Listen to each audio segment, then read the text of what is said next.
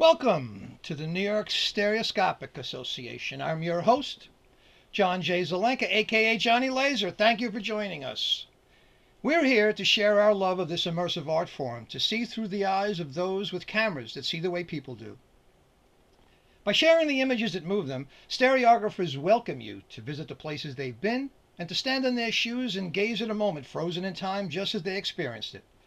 And it's our sincere hope that you'll accept the invitation to share your images with us. Membership in the NYSA is not required. Today's co-hosts are Dave Comeau, Jim Hart, David Heiser, and E. James Smith. I want to thank them for their work and encouragement over the past, believe it or not, 30 shows. This would never have been possible without their help. And of course, Joe Pedotto for his wonderful series, The ANAGLYPH Jukebox. Man, that has been great. It's the last time you're going to be hearing my opening monologue because we've evolved past stereographers with cameras that see the way people do. Between depth maps, light fields, artists that paint an anaglyph like our friend Joan Levy Hepburn or Jessica Ramirez and Mark Finney, who have learned to exploit Fred Lauder and John Jarrett's chroma depth, looking glass holograms, 3D conversions, and even today's guest artists that have discovered a way to express themselves in stereo. But don't worry, I'll think of something. This all began as an attempt to keep together our very talented and creative group that had been meeting monthly on 3D Day, the third day of the third week of every month. And I'm proud to have created that easy way to remember meetings, 3D Day. So anytime you hear of 3D Day, you can thank us. And we had been meeting that way for over 6 years. We've had everyone from movie makers to artists of all sorts. We're fortunate enough to have director and fellow New Yorker, native New Yorker, Martin Scorsese lend us a helping hand when we single-handedly celebrated the 100th anniversary of the first showing of a 3D movie that occurred in Times Square in 1915. And at what amounts to the actual location, you can actually see that video on YouTube or Vimeo. And it's a gas, man. It has been a long, strange trip. So, in this unlikely confluence of events, pandemic, political turmoil, economic upheaval, rather than throw up our hands, we took the first steps to bring together this global community of perception junkies. New York has long been called the crossroads of the world, or a melting pot of culture. So what better place for it to have begun, where broadcasting and movie making got its start? I know the elements of entertainment all too well. I've spent my entire life in it in one way or another, and made a good life of it. I love creative people, and the chaotic energy that transforms lives on both sides of the spotlight. That has been the driving force for this program. Now it's about creating the model for the evolution in broadcasting. Our programs can best be described as finally leveraging 3D into popular programming. That's been our goal. And after 30 shows and over 50 guests from all walks of the creative community, we intend to leverage all of the knowledge that we've gleaned over the last 9 months and bring to you something that hasn't existed before. I urge you to send any ideas you have about what would be fitting content. It doesn't necessarily have to be about 3D. It's your opportunity to create television that you want to watch and share. That's what evolution is about. And I believe our talents here in New York and in conjunction with our friends around the world put us in a unique position to lead the pack like no other organization. To quote a lyric by John Cougar Mellencamp, if you're not part of the future, then get out of the way. Our channel on Roku and Amazon Fire TV gets over 1,000 views in a month, and that's on televisions around the world. We're the first show of its kind, and intend to be the best. Otherwise, what's the point? Thank you for all of your emails. If I don't get back to you, realize that I get over 50 emails in a week, and I do my best to answer each one. And if I don't answer yours, it's not because I don't care. And I know that many of you really enjoy us and consider us a welcome distraction during these weird times. So don't feel like we're abandoning you. If you want to call or send an email, even though I'm sometimes a little late in responding, Like I said, we'll get back to you. And maybe we'll even be convinced to do something simple before the February show. Although I think I just started a riot with my crew here. Something informal to keep you engaged. You know. Oh, one more thing. Enjoy the magic of the holiday season, however you celebrate it, because you're going to need a running start. The vaccine, which is a miracle in its own right, is not going to be the biggest issue that can challenge you this year. It's going to be more about forgiveness. Forgiving all those people that are fighting the masks and the logic of it all. Forgive them. Because when this is all over, many of them are going to feel really very ashamed at their behavior. Everyone handles stress in their own way. While the creative community has taken the biggest hit in terms of employment during these times, one thing we do have is our creativity. We can write a song, write a book, pick up a camera, play with something on Photoshop, or create 3D TV. So go easy on them, because I don't think they're going to be able to go so easy on themselves. And I've been saying this since the beginning. Our shows have ended up on the most interesting numbers on Saturdays. 6/6/2020, 12/12/2020, 7/11/2020. That's like, we even had one of on the 50th anniversary of the invention of the laser. We also collectively watched a commercial space flight. Well, today is no exception. For today is the birthday of a great friend of the 3D community, and one of the founders and treasurer of the New York Stereoscopic Association, the late Sheldon Aronowitz, who recently passed. So we dedicate this show to Sheldon.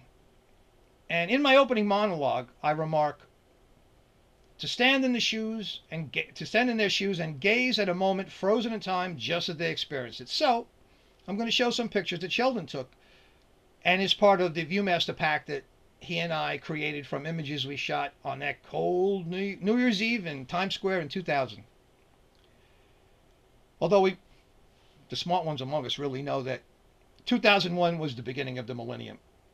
But that year was already made famous by another friend of mine, the late Sir Arthur C. Clarke, author of 2001: A Space Odyssey, whose birthday it also was this week. Although Arthur never would have guessed how that year was going to turn out.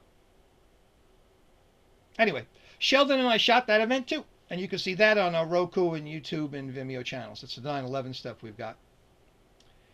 Well, now that I solved all the problems of the world, let's see if the buttons work.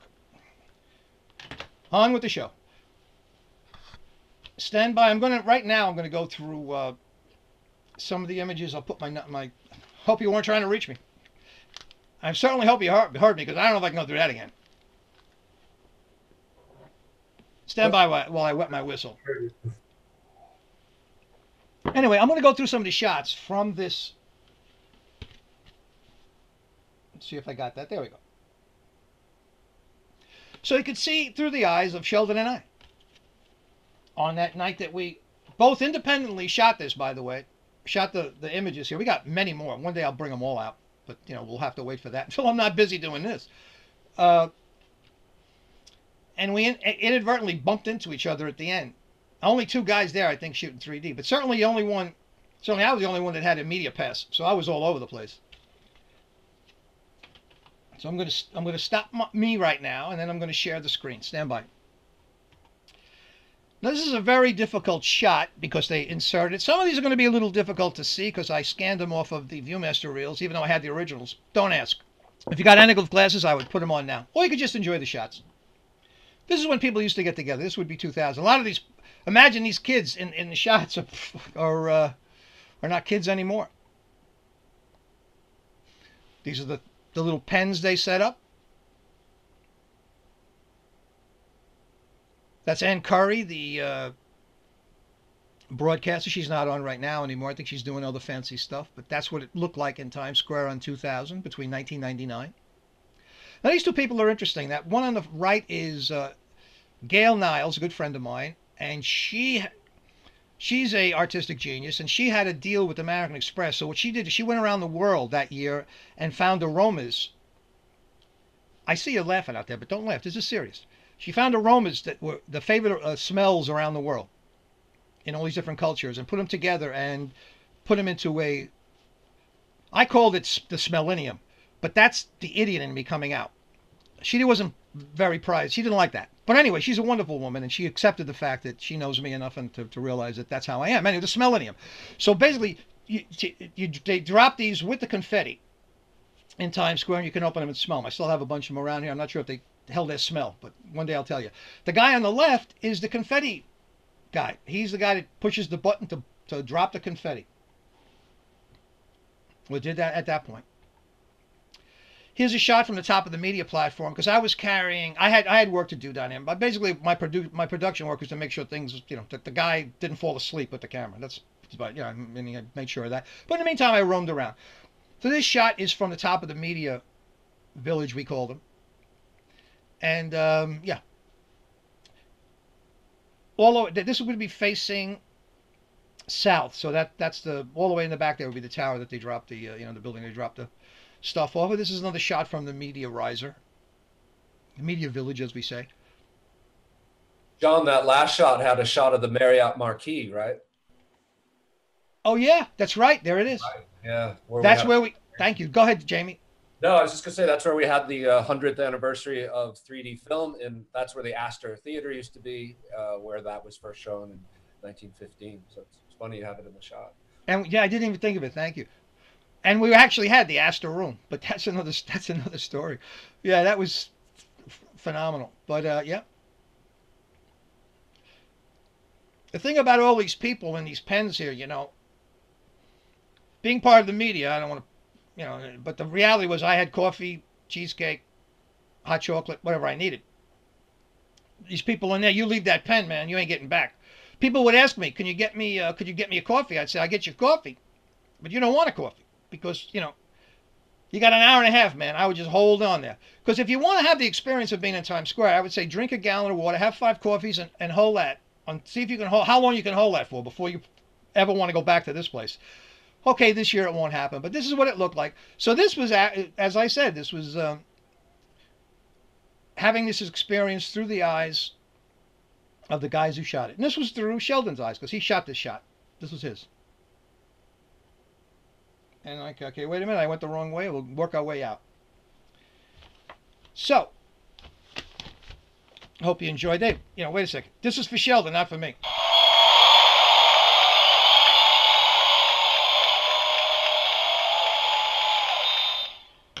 Actually, we shot many years after that, he and I. It was such fun to shoot with Sheldon because he'd be so paranoid. He'd come to my house and go, we gotta leave. Listen, folks, I'm not, Johnny Laser knows how to park. We would leave my house at 10:30, drive down and find a parking spot, and nail the ball drop. But every minute of the way, every second, Sheldon was, oh my God, we're not going to get that. Oh my God, it was great.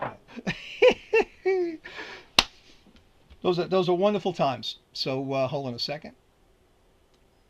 Oh, there I am back. Good. So now I think we're going to continue. Oh, you know what I may do? I can still do it, actually. I got to get a cough button over here, guys. I hate to burp on everybody's head. Yes, well, if I'm around in your living room, this is basically how I behave. You know what I'm going to show? If you guys don't mind, I know I'm going to do one little step here. I didn't put it in the rehearsal. I thought of it later on. I'm going to show that greetings that we had last week because that was so cool from those people around the world. Not everybody may have caught that, and if you don't mind, it was so touching and so nice. This is Oktay Akdeniz from Turkey, wishing to the entire 3D community and to all people around the world peace, love, joy and prosperity. I hope the positive developments next year will wipe out the traces of the current year's events. Having learned the value and the meaning of personal, face-to-face interactions during these hard times, I hope all humans will be able to embrace each other again and aim for peace, love, joy, equality and respect. Thank you. Hello everyone, my name is Denis Pellerin. I am from the London Stereoscopic Archive, and I wanted to wish you all a Merry Christmas and a joyful end of the year, and a very happy New Year 2021. This year has been quite strange, but thanks to the NYSA and John and his friends, the spirit of stereoscopy has been kept alive, and we have found new ways of communicating and sharing our passion, which is amazing, really. Maybe we reached out more than we would have done had there not been a pandemic this year. Well, hopefully next year will be better. We're still in the tunnel, but at least there is a flickering light at the end of the tunnel. So we see the end of the tunnel, maybe for another 6 months or so, we will still have Zoom meetings and Zoom talks. But I mean, it's amazing in a way, because we found a way to solve the problem, to keep in touch and keep sharing our passion for stereoscopic 3D. And so thank you, everybody. It was nice to be part of this adventure, and hopefully we'll meet again very soon in the flesh, or if not, we'll meet again on Zoom. And yeah, I would like to say that we actually followed in the footsteps of the NYSA when we organized our celebration of 3D event.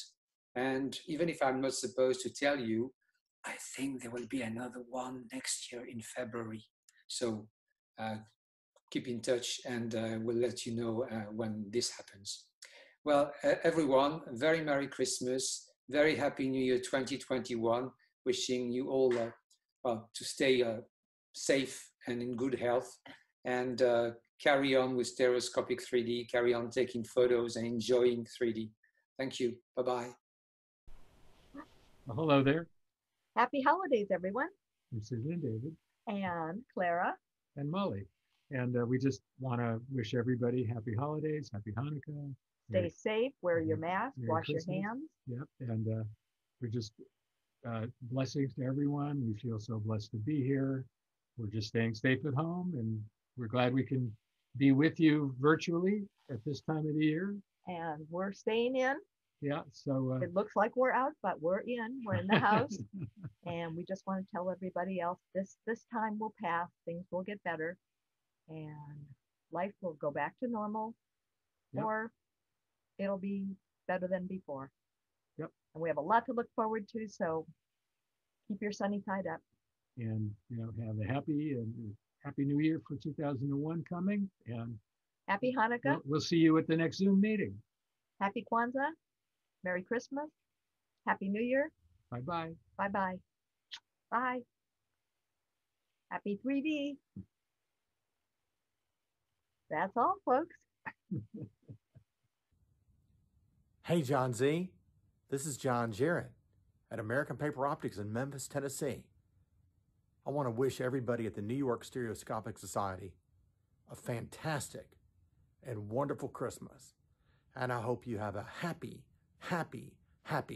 that's happy in 3D, 2021. You guys are doing great stuff. Keep it going. I missed that last time. Happy. I get it now. John's great. Those people are great. I decided to change into my... Lights got lower all of a sudden. Maybe that Sheldon telling me to take the jacket off. But yeah, I figured I'd show you my tie-dyed leather jacket. I had from I bought it when I was 17. Thing still, before the pandemic, it fit. I'm wearing some pandemic weight. But yeah, imagine this riding through the city, New York City on a Harley chopper with no helmet. Of course, now I'm wearing a mask, but I never wear a helmet. Even when they became illegal, I just, to not wear one, I would just go, it's a hat tax. I rode across the entire United States that way, from here to Santa Monica, without a helmet. Hat tax. They pull you over. Okay. In most of those states, it didn't matter anyway. But not only did I ride a motorcycle with this, but many times I was laying in Central Park. I'll give you the full look, too.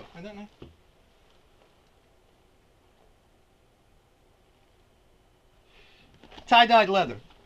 And many times it serves as a mattress in Central Park while I watch the sky melt. But anyway, getting on to important things. We'll be with you guys in a minute. You guys are great. I'll give you a good lead-in. Two things I forgot to mention. We'll be back on the 6th of February That would be a Saturday, of course, at 3 o'clock, same time. Oh, there we go. Thanks, Sheldon, wherever you are. I appreciate it. Makeup. The other thing I had to mention, which I failed to mention, I really need the cans for this, are our wonderful PPE that we've created. And you can buy on our website. And they're cool. Because I'm telling you what, I would not give you guys junk. So I tore one apart because they said there were 3 layers in it. But yes, they are. There's 3 layers. They will withstand a wash to 140 degrees, so you can do that stuff. They got that little nose bendy clip here, and they fit under the chin. And how handsome I am with one on. Here's the thing. It's 100% chance out there that you're going to look much more handsome with this on. See, look at that. The girls are whistling at me. So, and how can you get one of these things, pray tell? Also this. Now, this is extremely cool. If you buy 2 of them, we'll throw this in, which is a little tchotchke box. You know, you can throw in your PPE. Whoever think you'd be saying something like that, man? Here's a box for a PPE. Nice little gadget.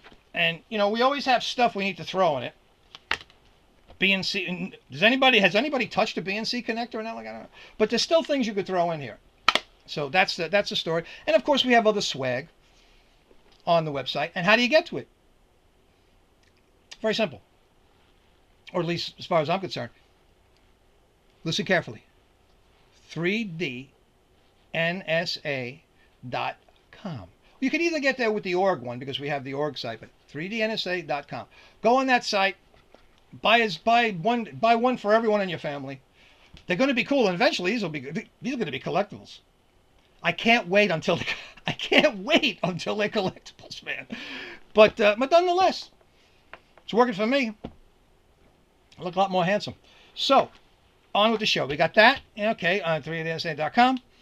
And all this stuff, by the way, people have bought. Thank you very much. It's all going to go out next week when I figure out how to send it. No, I've got all the stuff. Everything's in here, and we're going to come to some conclusion on how to get one of these on your face. Remember, 140 degrees, but take it off before you wash it. Here we go. Yes. Are you guys ready? I'm going to put my headphones on because shout out the window.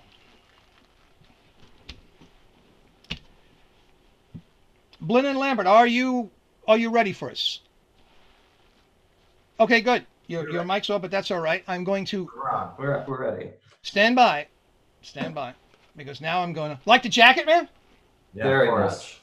It's very cool. Imagine what this would cost in one of those little vintage shops, because the guy only one owner, by the way, Johnny Laser. And on top of that, I had the vest, and that's not enough. Had the matching wallet.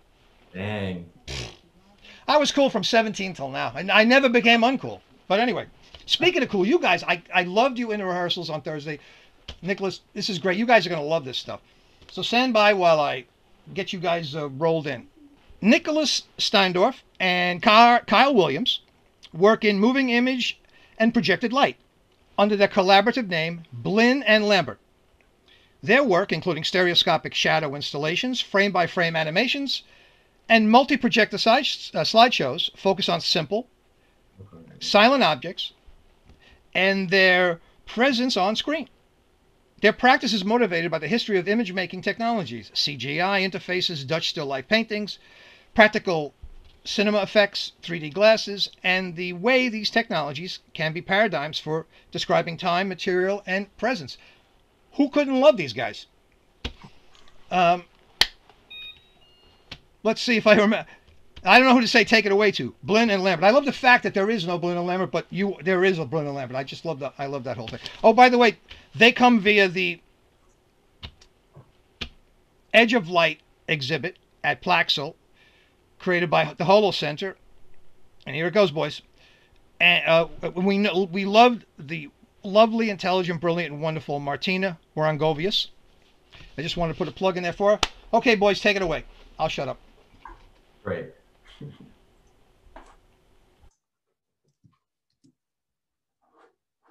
Okay. So, oh, It's playing. Sorry, guys. This is our installation at Plaxall Gallery. It is up. I would also suggest you kill your cameras. We don't need to see you. We love you though. You could shut your camera. Of you two, because it'll. Are we on? We're screen sharing. Can you see us? Yeah, I think it's fine. I think. Yeah, we can see your screen. Continue. Thank you. All right. Are we good? Beautiful. Okay, great. So first of all, thank you so much to the New York Stereoscopic Association for having us here. We're so excited to be able to share this with you guys, especially at a time with with COVID, when it's really hard to share things. It's really inspiring to see your guys' channel and programming and kind of getting everyone together virtually to be able to share stuff like this. So thank you especially for including us. As you said, there's a really amazing group show up right now called Edge of Light, curated by Jonathan Sims and put together by also put together in conjunction with the HoloCenter at Culture Lab at the Plaxall Gallery in Long Island City. And this is our stereoscopic installation that's a part of it, along with a bunch of other really amazing work by other artists at the show. So we're thrilled to have the chance to be able to share this with you guys. And what this essentially is, to try to give some context to the images that we're going to share with you, is a still life that is essentially like made out of glass tables and other kind of transparent and translucent objects. And then it has a series of red and blue projectors shining light up through them that cast the shadows on the wall. And we're able to align the projectors in such a way that we can construct the shadows as a stereoscopic image. And this should be captured in these photographs too. So in person, you're just seeing, these shadows, but if you are looking at these images with your glasses on, you should be able to at least get some sense of the kind of unusual stereoscopic quality that the shadows have. We designed these to, well, let's see. I guess first kind of talking about how they work with the glasses. The images work, as you can probably tell from looking at them, the way any typical anaglyph image works. With these images, for people, it seems like a lot of you guys probably work with stereoscopic imagery all the time. The images, when they're shadows, can either all be going into the screen or all coming out of the screen. We're not able to choose the point where like some work is kind of deep in space and some work is popping out at you. In this installation, we chose to make everything go into the screen, or like kind of feel like the space that you're looking at is getting deeper and deeper into what the wall would be essentially. And we just kind of if people are curious, you can always just flip your glasses around and bend the arms back to see the other view of how this would work, which has the kind of objects more kind of popping out at you, but also usually makes a kind of more, I don't know, more like disjunctive space that you're looking at. Photographically, if you switch the glasses, at least with this documentation, they pop out a little bit easier than receding in. And all of these objects on the table are made by us with Mylar and transparency prints. Things that we'll show you later have found objects, but for this work, which is called Natura Morta, which means still life in Italian, we wanted to focus on making sort of all the objects ourselves to make a sprawling tableau. And as you can see, there's sort of like a line here in the middle, which is where the projections overlap. And we wanted to have the lines, the hard, thick lines, and the perspective change as all of these objects meet. Let's see, here's a detail of this. And again, you can go see this. It's currently up until December 27th. And it's really great to see in person because, for instance, this U-shaped table that you're seeing on the wall, when you're in there, in person, as you kind of sway back and forth, the hard line of the table will also sway with you, and the perspective is constantly changing. It's really quite active and live, quite literally, because it's the light that's making the shadows. There are no images projected. It's just two planes of red and blue light.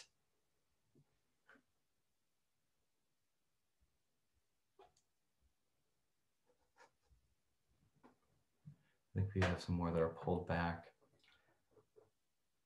And so, like Nick mentioned, the title of this is Natura Morta, which is the Italian phrase for still life. And that kind of gets at what a lot of our kind of like our starting point, like our interest comes from with this. Both of us, our background is in painting. And one of the things we talk about a lot with this, I guess I should say our background is in painting, and both of us kind of like stopped painting to work in video, and also to at least, well, for me to dabble in, and for Nick to make CGI computer animations. And so I think kind of thinking about both of those thinking about both like something like Dutch still life as a like very old technology, and like very contemporary computer animations as a very new technology, but still having all these things kind of have their own way of expressing time, of kind of capturing materiality in some way. And we just kind of wanted to take this, like, you know, a technology in itself, but a kind of unique one, and explore that kind of along these lines too.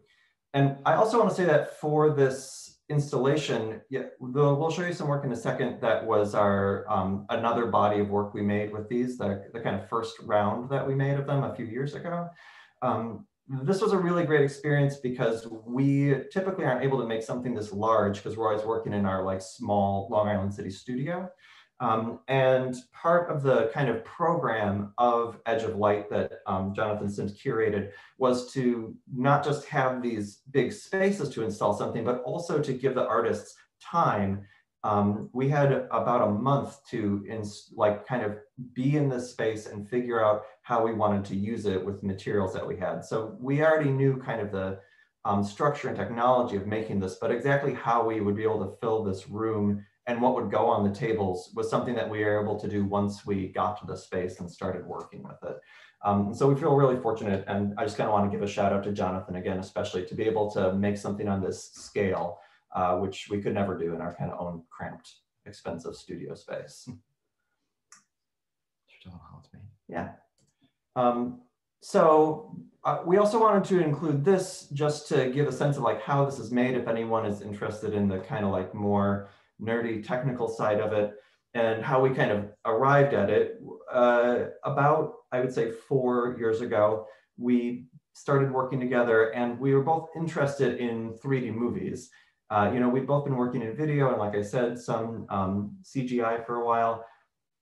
And we saw a very, we saw Matt Damon in The Martian as a 3D movie. And I was just like really blown away at like how crisp and like kind of perfect that stereoscopic technology had become. You know, I think probably since, you know, from what I understand, kind of like James Cameron and Avatar in the like mid, whatever, that was late 2000s, moving into this, that, you know, it just seemed like a new kind of clarity with this technology, and something that I think that we'll see more and more of in movie theaters. And it just kind of got us thinking about like, well, maybe we could take that and bring it into our own kind of like stupid, clunky, haphazard way of making work. So we did some research and found how how a lot of the kind of most contemporary camera rigs are being made, which I'm sure many of you already know, but we illustrated here using a piece of half-mirrored glass or teleprompter glass, and using two cameras, that one shooting through it and the other reflecting up into it, allowing the like the angle of view of the cameras to overlap. And that kind of like is what's able to create this really subtle sense of 3D in contemporary stereoscopic filmmaking. And we built one of these, like a very clunky one. We made it out of like MDF and plywood, and we, you know, screwed our own kind of Canon digital cameras into it. And we made some 3D videos that were interesting for us, but also never just like, they always felt more like experiments and not exactly where we wanted to go with it. And then meanwhile, we'd also been working on a different work that used glass tables and projected light through it, kind of playing with the shadows of it, but also that was not really going anywhere. And we realized that we could probably take the arrangement that is used for these stereoscopic cameras with a half mirrored piece of glass and use it with just projected colored light. And so this arrangement on the bottom of the two stereoscopic shadow projectors, we have, with the Natura Morta, that installation we were just looking at, there's 4 of those shining up into and maybe if you hop back for a second. And just to make clear also what Nick was saying, I like knowing that there's kind of 4 sets of these, that there's a lot of space. You can see the kind of 4 different like screen projections worth of them as you go across. And as Nick was saying, there's a lot of space on the table that isn't caught in the light. So in that first kind of big dark line, we see half of the first U-shaped table, and then that shadow is continued by the U-shaped table next to it. So with this project of being able to create this kind of big long tableau, we also were interested in trying to take these multiple kind of projector setups that we had and use them to kind of cut up the space, and specifically to cut up the kind of stereoscopic space of it. And here's a kind of clear photograph just of what we're looking at. So we bought the kind of black rectangle on the side is just a piece of foam core as a kind of light dump, because otherwise there'd be a ton more projected light spilling out the left side of this situation. And there's a blue light that's projecting through the glass and a red light on the right side that is reflecting off of that glass up into our still lives. So Kyle, you're just using the red generated by the RGB in the projector, or do you have an actual filter on it? There's like a USB with like a pure red JPEG and a pure blue JPEG in each of these. Yeah. So it's just like projecting one image of blue and one image. Thank you. Thank you. Because the blue that comes out of the projector itself isn't quite pure, so to speak. And because we lose a lot of light through this half mirrored filter we're using too. So that's one of the reasons why we aren't here using more just something like a typical spotlight with a filter over it. So we're using projectors just to kind of amp up the amount of lumens we can shine at these still lifes. Did you consider that, excuse me, did you consider that when you supply glasses at these events? You have glasses laying around? How do you do that? Yes. Yeah, we supply glasses at this. And, you know, when we proposed this, we thought we might build out something we've been experimenting with of using polarized light for this, so that we wouldn't, you know, it would could be any color or could use, white light. But we stuck with the anaglyph glasses in particular because we knew that we wanted to be able to have everyone take them away because of the ongoing pandemic. We knew no one would want to like pick up a possibly used pair of glasses. So we opted to stick with the anaglyphic lenses for this one. Did you experiment with like Roscoe filters or anything? That's the last question, I promise. Or did you actually we did, but again, not enough light came through the glass. Actually, the projectors were the best way that we could beef up the actual light that could travel through and be reflected. Yeah, and this is another thing that I just want to say again, that we're so happy working with Jonathan in the HoloCenter, is because along those same lines, it really needs a very dark space to work. If there's other, ambient light in the room, it just more and more reduces the effect of the stereoscopic shadows. And Jonathan and everyone who worked on this project on the show with us really went out of their way to give us a really dark space, which is awesome. Thank you. Yeah. Please feel free to interrupt us and jump in at any time.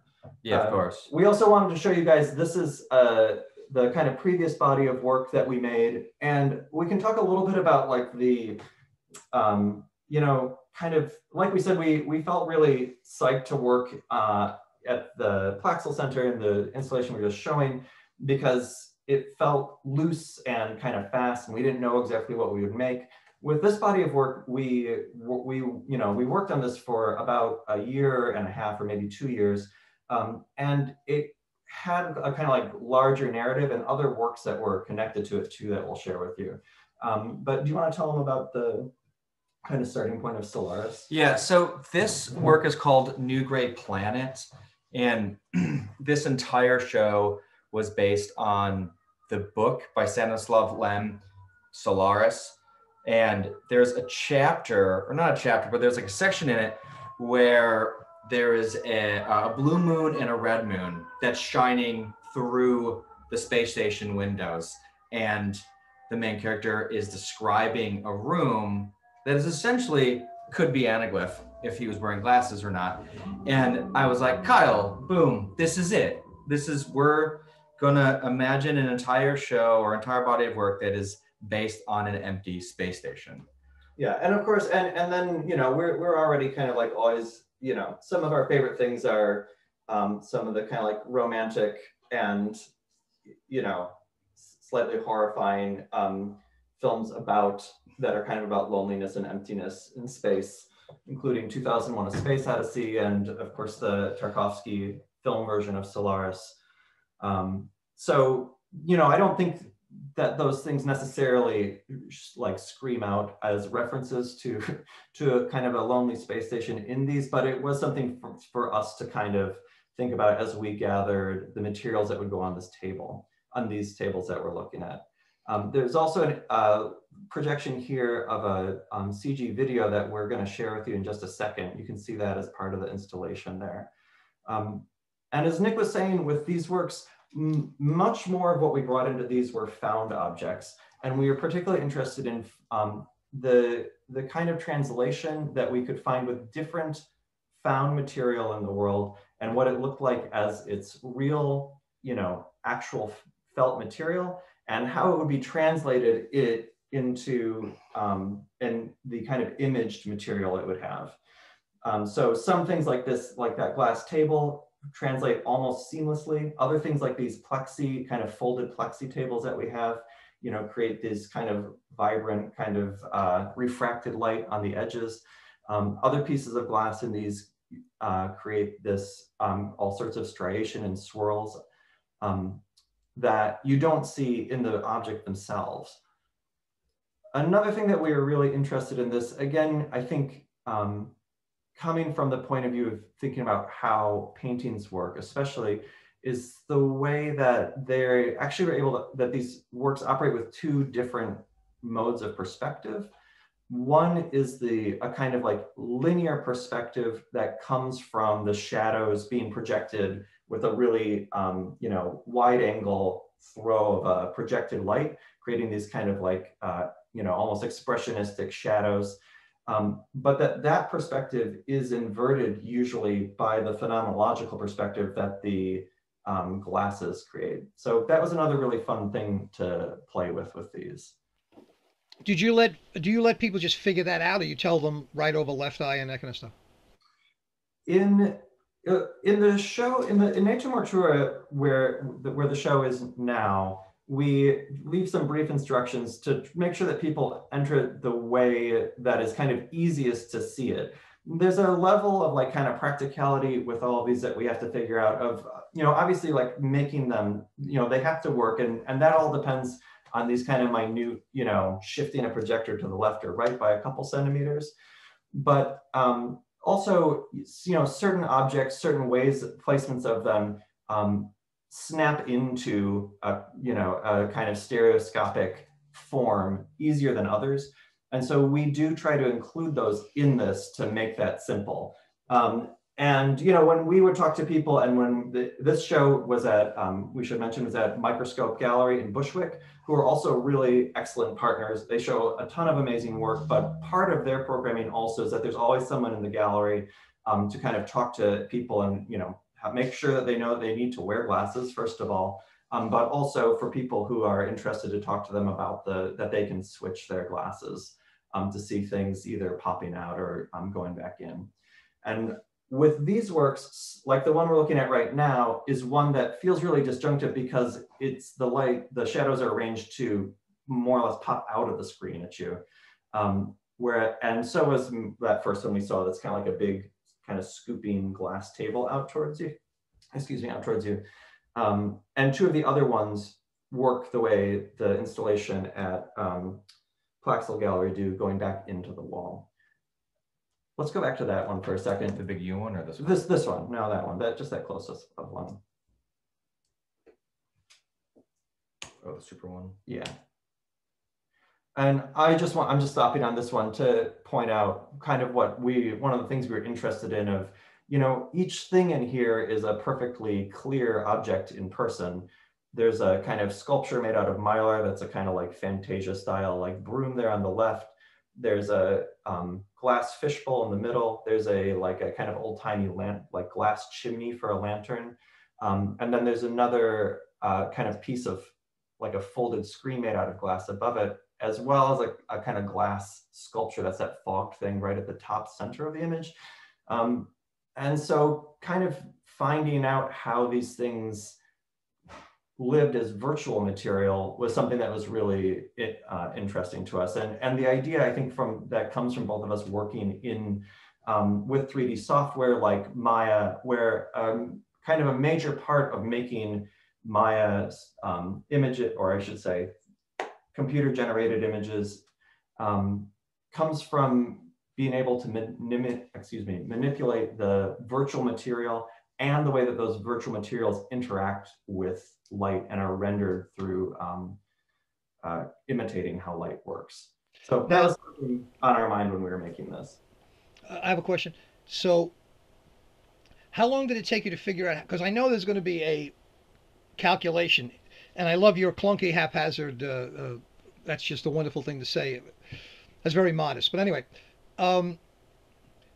in terms of how the projectors and that mirror is set up and how far you are from the table and how far the object is from the wall, is that something you consider or play with? Or you got to consider it, but yeah, it's something that there's not a ton of leeway with for this. One thing that we can play with, and here Nick's also showing this one that had running water in it. As you move a projector a little further away from the wall, you can create a kind of more visible, like typical, like sense of perspective. And this is kind of an example of that. As you move the projector closer to the wall, and the light is shining more like straight up through the table, the perspective changes to something more like an orthographic perspective. Like maybe you think of the types of images that are drawn on like traditional Japanese screens, where you lose that sense of like lines kind of converging in space, and instead everything feels kind of equally vertical. Like there's perspective, but it also kind of feels like it's just moving up the screen. And the difference between those two things is just a matter of a few inches, like maybe 6 or 8 inches or something like that with the projector. And if you move it, as you move it further and further back, the objects start to just pile up on each other and eventually kind of just like shut down the image. And if you move it closer and closer together, you get shadows, but you kind of lose that sense of perspective with it. Which is also kind of why this body of work took us a year and a half to kind of dial in, because all of that had to be figured out, like how far from the wall the projectors were. Yeah, like a difference in how tall the sawhorses that the glass tables are on makes a big difference, and to the point where it's like buying the wrong sawhorses, all of a sudden we need to start all over again and make them by hand and make them another 2 inches shorter or something like that. Or we've like raised the projectors by 2 inches to mimic it. That was like a funny but also terrible realization we had when we first made these, was how high the actual glass tables could be off the ground. How long does it take you to set this up, or realize what you're trying to create? Because I know that with 3D in general, you kind of wear your eyes out after a while. You start compensating for things, and someone else will come in and go, "Man, it looks awful," or because you kind of wore out. does it have you found that an issue, or how do you resolve that? Well, you know, it's not too hard with, like, when you have the projectors and kind of set up, it's not too difficult to get it kind of working. You know, you get it, you're like, oh, okay, like the shadows, they like are coming together, they create a sense of depth. But getting them to feel like they are something that you can both like get involved with, you know, like see, you know, I'm always glad to be in the room when someone is there, because I know that it takes a few seconds. You know, I'm sure all you guys know, wearing red and blue over your eyes often takes a few seconds. And especially with, I think, this projected light, it not being a fixed image, it can take even a little longer for it to snap in as an image. So I'm grateful when people, you know, they kind of like let their eyes adjust to the point of seeing it. But yeah, there's not a lot of room to adjust between getting it to making it something that it can be seen, and like the amount that you could play with it, like I said, like kind of changing its sense of depth or perspective, making something feel like it really pops out, like this image that we're on right here, really trying to make it feel like that kind of thing is jumping out towards you when you're wearing your glasses with the red over your left eye. You know, it takes a certain amount, and like a centimeter more will make it something that just gives you a headache to look at. And of course, it's, you know, plugging it in or someone sweeping it or, you know, backing into it means setting the whole thing up again too, which obviously we deal with all the time. When you could get people to view this, you know, because you've done this pre-pandemic, right? Also, this work that we're looking at, yeah, is pre-pandemic. It's from 3 years ago. So when you get now, do you get people gathering around it? Is it, what do you think is better, having that experience or actually having the crowd singularly like kind of work around it, like that, like, you know, as it is now inadvertently? But what is your thinking? One benefit of having it this way, of people kind of discovering the glasses themselves, and when I say this way, I mean these kind of 4 separate smaller works. A benefit of it is that I think people are a little more willing to move around it and to kind of get the types of shift that, you know, you see also in stereoscopic photographs just by kind of moving them a little bit, but getting the kind of really slight, motion's not quite the right word, but a kind of like phenomenological motion or shifting, you can only really get by letting people get up close to it. And having a little bit of space on the sides of it, we realized for some reason people just feel a little more comfortable kind of like getting up in the business of these. Thank you. Do you ever get a 3D wow out of them, like a wow and that stuff? Do you get that experience? Is that the kind of experience it is in person, where they kind of express something?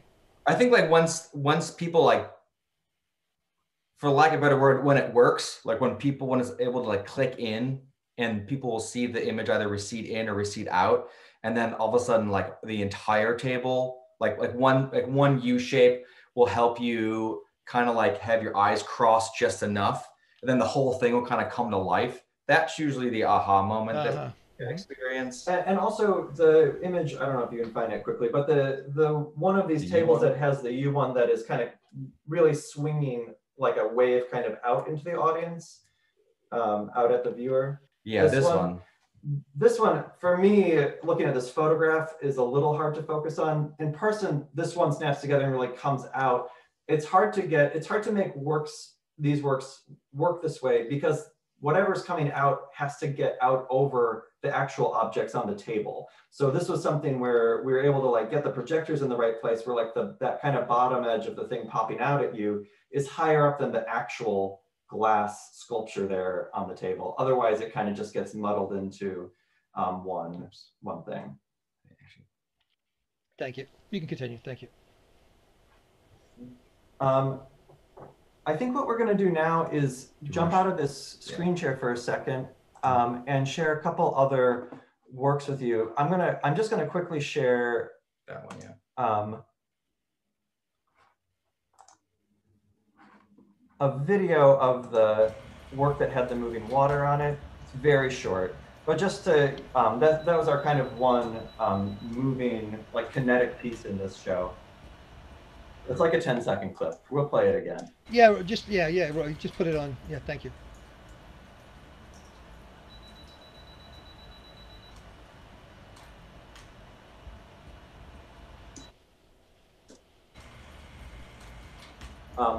And as we were saying, like, there's a couple other videos that are from this show that we're not including. They aren't stereoscopic, but they came out of that kind of Solaris empty space station narrative.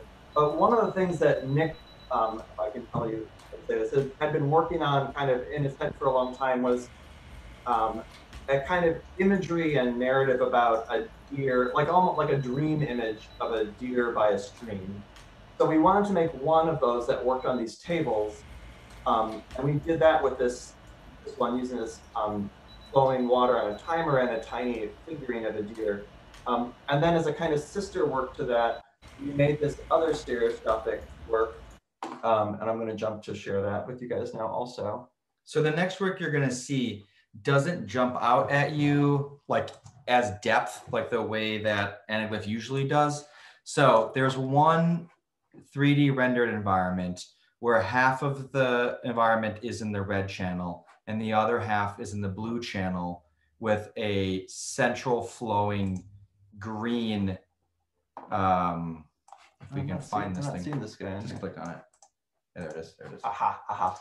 So then if you share. Okay, so now that it's up, you can see this is like, we're only showing you 2 minutes of the 4.5, but so it's silent. So I'll just do a little talking over it. So if you have your glasses on and you blink left or right, you can see how the channels have been separated, but then they also hover together to coalesce and make one potentially cohesive image that mimics this kind of misremembering of a poem by Georg Trakl that I was absolutely convinced happened about a deer drinking from a stream.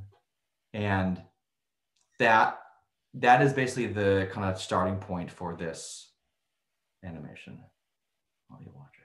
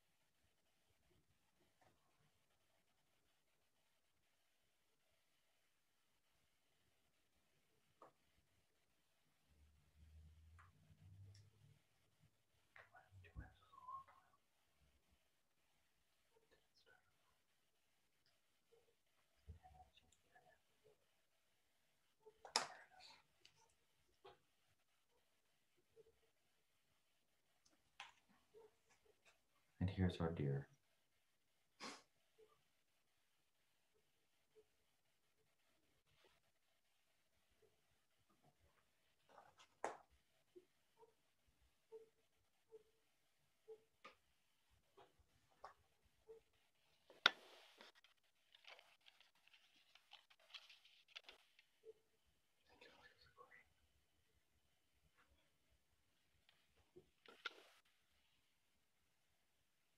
And then to kind of finish up this presentation, we wanted to show you 2 more videos that never really made it out of the studio. There are 2 experiments using the anaglyph, the 2-camera rig that we built that was the original inspiration to do the projected light tables as anaglyph. And I think that this also, although we haven't shown these before, it kind of gets at, you know, we're always excited to show the work that we're showing you, but it's the work that's in the show now and that we just looked at is this kind of more refined stuff that we've spent a long time being anal about and dialing in. And these other things are kind of the faster part of our process. Just trying things out.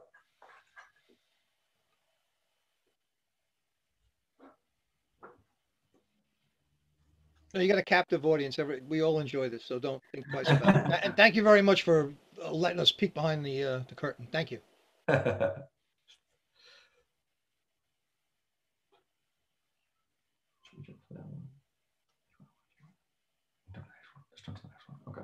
We're going to jump to this other one too. If I can figure out where it is.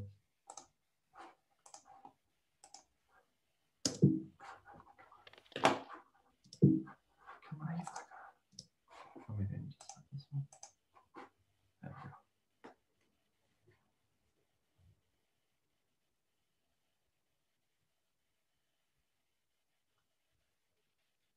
How are you doing this here? This, we just took a digital video of a watering can, and then we like staggered every frame over it. So there's whatever it is, like 20 frames. It might be like 100. There might be like 100 frames that are all like in your one frame behind, essentially. Yeah. Thank you. Thank you. It's like to create like an extruded shape. And that was one camera? Two. And then you backed. I got it. Thank you. Our little plywood rig that we made. Yeah. Thank you. But both these videos, the previous two videos were used with our little MDF rig. So you basically took the two cameras, you recorded, and then you took one and offset it by 100 frames or so, right? Is that correct? So that's one. Did I understand that correctly? It's. I mean, the left and right channels are from both from both cameras. And then each one of those pieces is offset by a frame. So that's it. That one's just. That's it. Should we come back? I'm gonna stop sharing so you can see us, I guess. Oh no, we're off. Oh, we're off. Now we're back. We're back. Now we're back. Anyway, that's all we got. Okay, that was a lot. We can jump back to anything if you want to see anything again. We'll stand by 1 second, fellas. Everybody out there, please.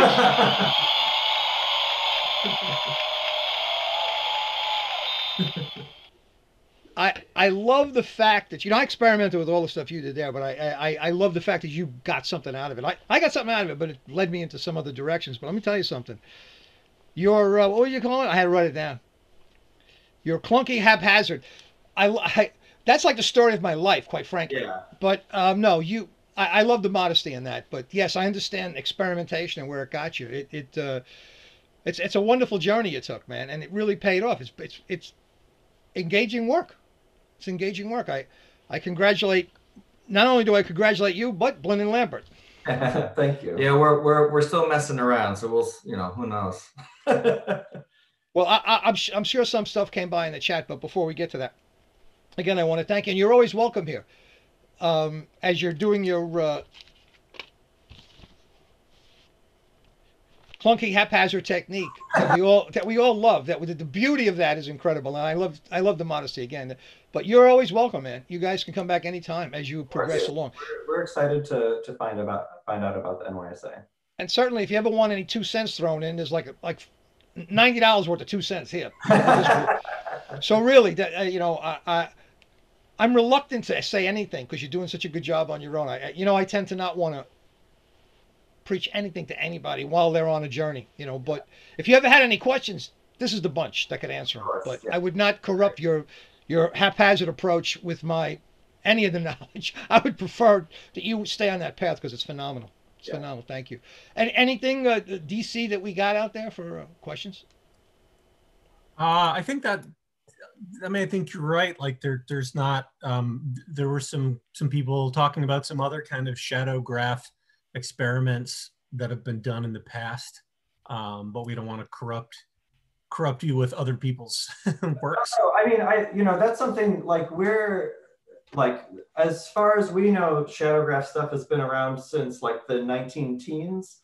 There's a early shadow graph, kind of theatrical performance, technique put together by Loren Hammonds, who's the same guy that invented the Hammond organ, and was part of the Ziegfeld Follies. And we also know, oh no, his name's escaping me now.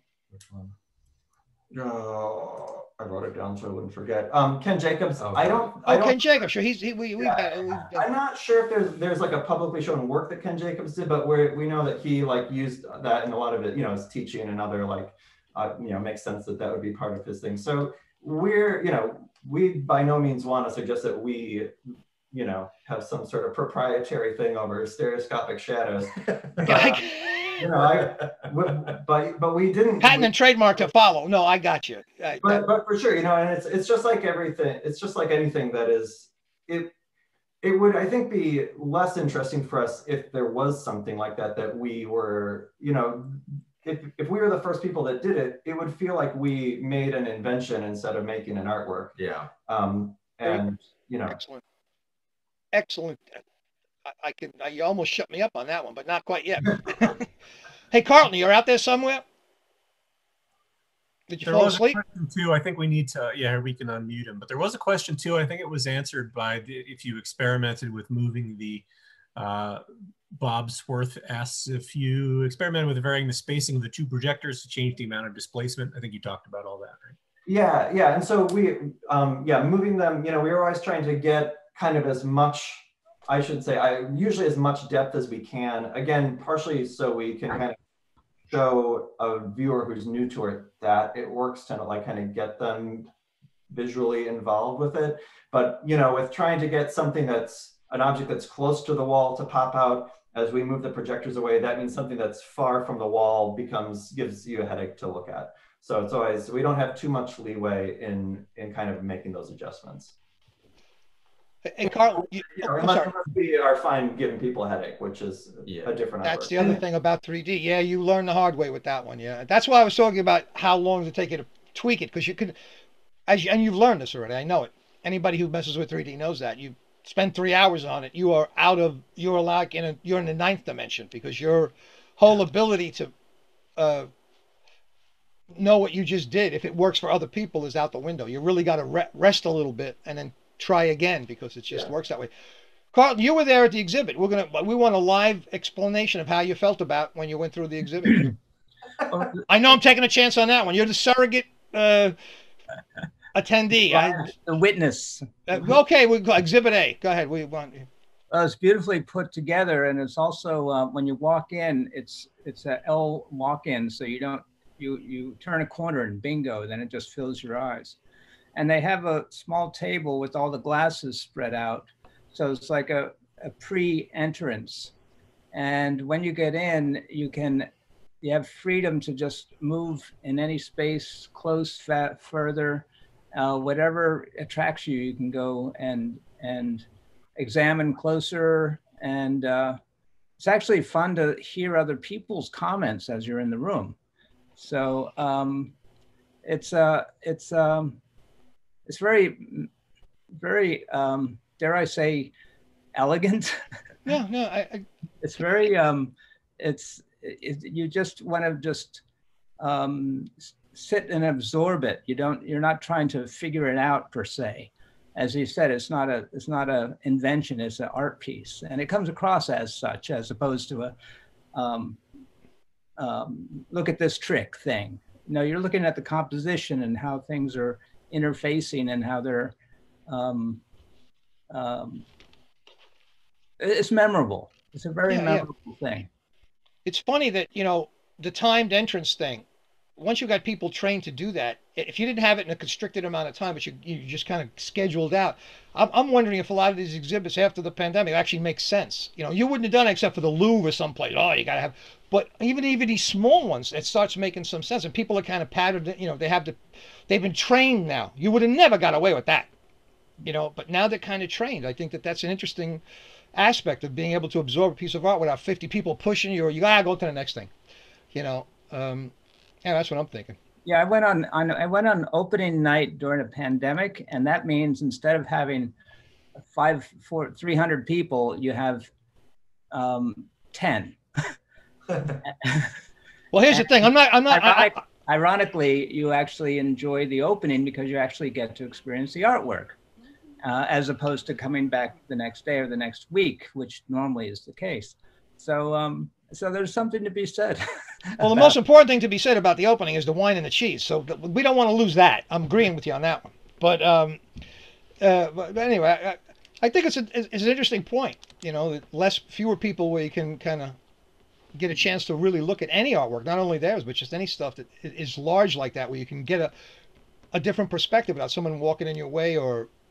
And the other thing you really appreciated if you take time to look at it is, it's not the simplicity of it, but it's the fundamental elements involved. This is not high tech. It's using mirrors and projection of color.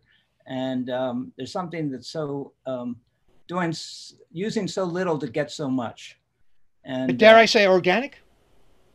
Okay, I won't say that. I was going to dare to, but I'm. Maybe if there's some scents or smells. And that's fascinating. Anyway, yeah, it's because you're moving in the plane at that point. You're really seeing it from all these different angles and absorbing. I think that's. Thanks, Carlton. Yeah, thanks. We promised we didn't plant him in here. He says those nice things about us. Hey, wait a minute. Now you all owe me. Now you all owe me. Did I read that right? Yeah. Checks in the mail. That's right. I'll take it to the best restaurant in New York at this point. Anyway, that is great. We really appreciate your time, fellas. Unless there's something else, anybody got any? If nobody's got any questions, you were fantastic. That was as good as I thought it was after we did the rehearsal, Nicholas. Really, I felt good about that. I thought it was going to be good. Oh yeah, we did forget in all of my long diatribes there that Jonathan Sims, we thank him too. I know he mentioned there, and I didn't give him his due. So thank you, Jonathan, wherever you may be. So on that great note, we have decided that oh, you know what? Hey, I said this to you, Nicholas, and I know what was going on in the many minds out there. Chroma depth. That last thing you showed with the deer, excuse me for not knowing the name of it, but it was with the deer. With these chroma depth glasses, oh my God. Yeah, we're gonna get them. Oh yeah, you're gonna flip, man. You are gonna flip between both of these, and I agree. I would leave both. I would obviously not eliminate the anaglyph at all, but people, oh my God, because the trick with that is closing one eye on the other one. That is so much fun, and a lot of us experimented with how much you can do that. But this. The chroma, these chroma, oh my God, it was really fast. I had to do all I could to stay with it because I wanted to stick with your experience. You know what I mean? I didn't want to. No, that's a great tip. Thank you. Oh, you'll flip, man. I'm telling you, you're gonna flip. What was it? Your technique, clunky and haphazard. It's excellent. Oh, and I won't say that. I'm joking, but it was excellent. I'm glad you said that though. But yeah, it's literally phenomenal. Anyway, what we decided. We didn't want, in terms of, and thank you again, you got your applause because I'll give you another one.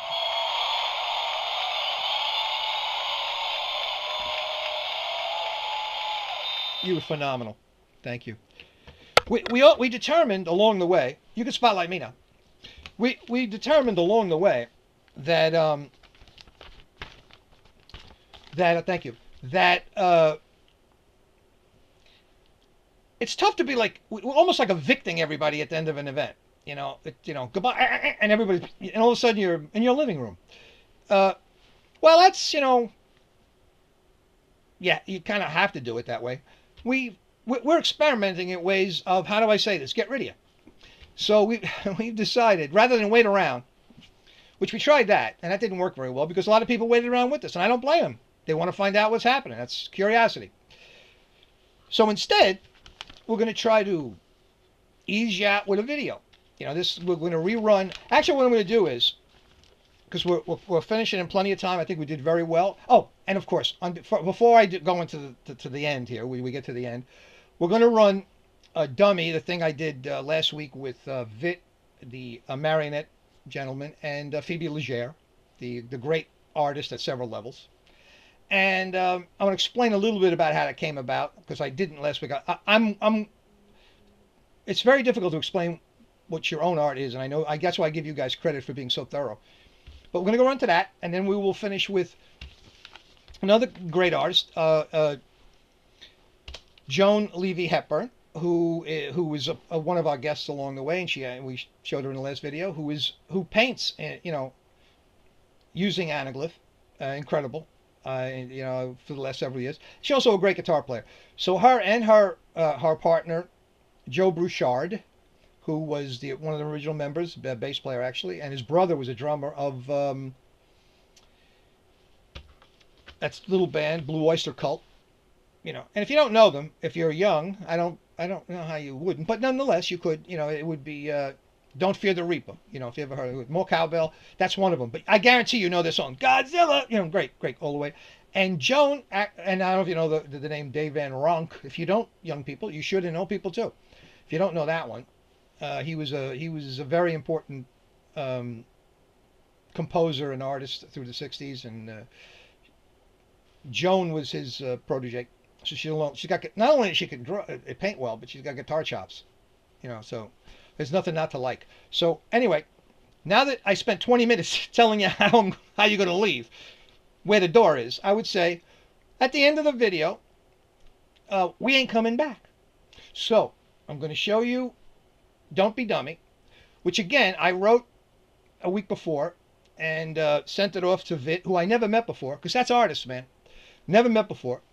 He's in quarantine not too far from me. He's a marionette artist of Czechoslovakian style. There's a style of marionette, and he has a place in the city right now. And obviously all artists are running. You know, like we said before, we got woes, man. Nobody's going to the theater right now. So at this point, he's quarantined further north. Anyway, that's the long story. Short story is, came up with an idea, found him through a few mechanisms, and we shot this fun thing, and Phoebe Legere within one day scored it, who's also been trained to do that, and you can hear it in how she scored it.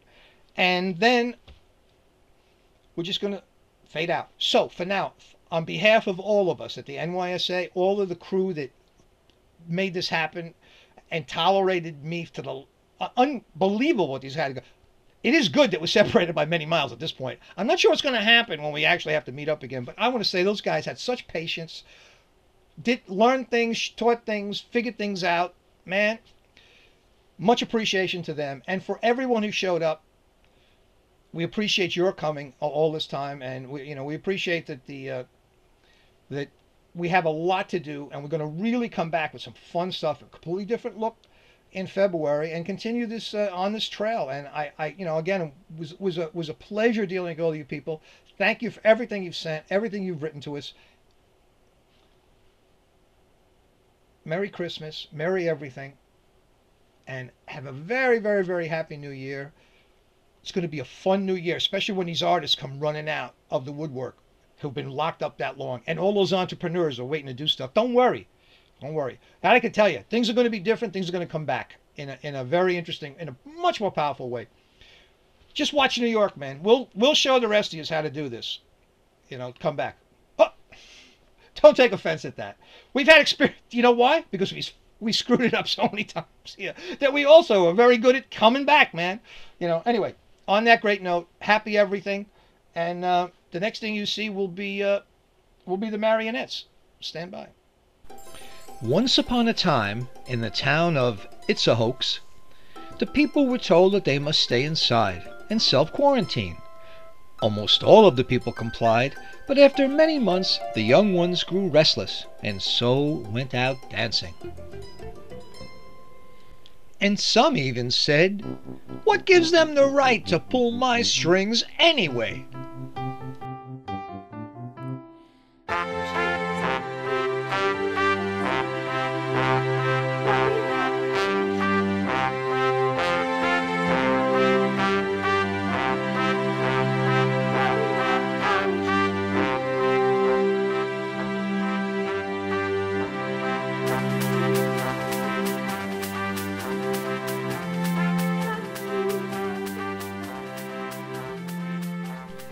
And it seemed like the old ones had forgotten what it was like to be young.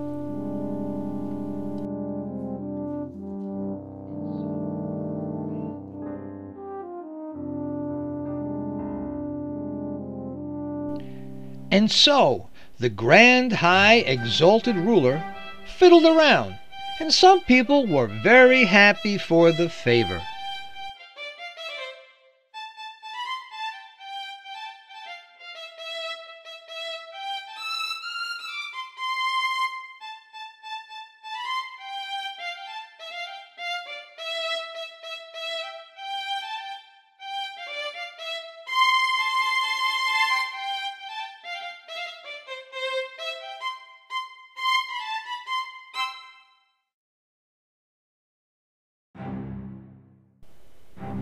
And even the ones most at risk were growing tired of the restrictions. And what harm could a little dancing do anyway?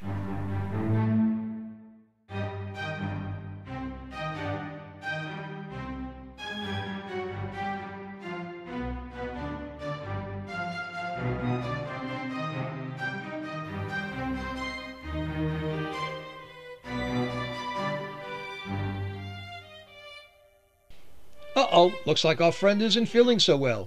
Maybe he's got a bad case of the splinters.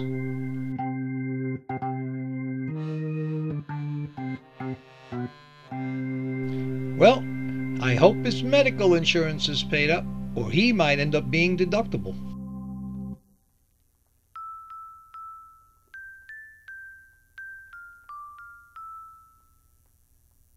Well, it seems like a passing wizard knew just what to do.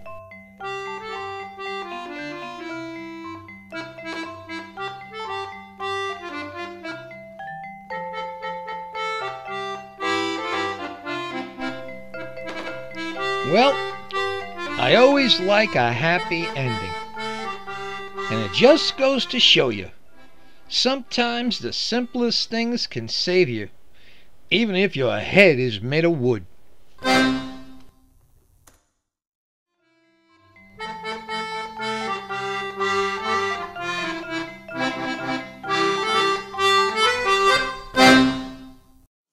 Hello, fans from all over the world. This is Joe Bouchard, together with my partner, Joan Levy Hepburn. We just want to wish you a Merry Rockin' Christmas.